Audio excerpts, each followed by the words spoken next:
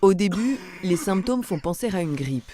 Tout commence par une fièvre, une toux intense, mais très vite, les premières éruptions cutanées apparaissent, d'abord au visage, pour s'étendre peu à peu vers les extrémités du corps. Pas de doute, c'est la rougeole.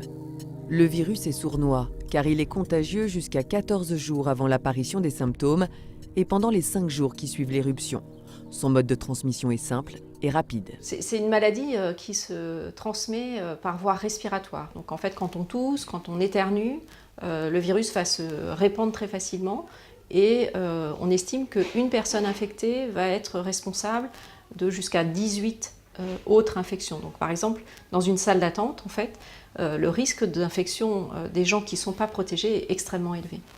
En cas de complications, les poumons et le cerveau peuvent être atteints.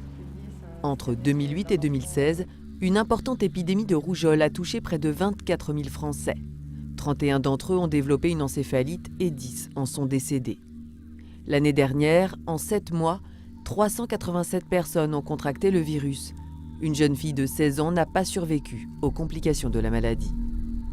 On sait que quand on attrape cette maladie, quand on est plus âgé, on a plus de risques de faire des complications, en particulier pulmonaires, avec des atteintes pulmonaires qui peuvent être extrêmement sévères, nécessitant la réanimation, et puis des complications neurologiques, en particulier des encéphalites, mais aussi des syndromes de Guillain-Barré, des polyradiculonévrites et des complications neurologiques très sévères qui peuvent avoir des séquelles, voire même conduire au décès.